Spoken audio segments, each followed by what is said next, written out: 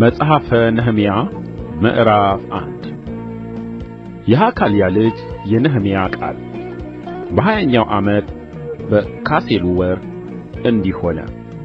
እኔ በሱሳ ግንብ ሳለሁ ከወንድሞቼ አንዱ አናኒ ከእርሱም ጋር ሌሎች ሰዎች ከይሁዳ መጡ። እኔም የዳኑትን ከምርኮ የተረፉትን የአይሁድን ነገር የኢየሩሳሌምንም ነገር ጠየቅኋቸው።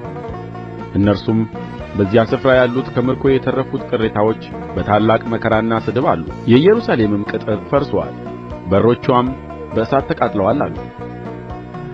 ይህንም ቃል በሰማሁ ጊዜ ተቀምጬ አለቀስሁ፣ አያሌ ቀንም አዝን ነበር። በሰማይም አምላክ ፊት ጾምና እጸልይ ነበር። እንዲህም አልሁ፣ አቤቱ የሰማይ አምላክ ሆይ ለሚወድዱህና ትእዛዝህን ለሚያደርጉ ቃል ኪዳንን ምሕረትን የምትጠብቅ ታላቅና የተፈራህ አምላክ ሆይ እኔ ባሪያህ ዛሬ በፊትህ ስለ ባሪያዎችህ ስለ እስራኤል ልጆች ሌሊትና ቀን የምጸልየውን ጸሎት ትሰማ ዘንድ ጆሮህ ያድምጥ፣ ዓይኖችህም ይከፈቱ።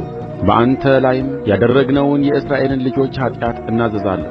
እኔና የአባቴም ቤት በድለናል፣ እኛም በአንተ ላይ እጅግ ክፉ ሠርተናል። ለባሪያህም ለሙሴ ያዘዝኸውን ትእዛዝና ሥርዓት ሕግም አልጠበቅንም።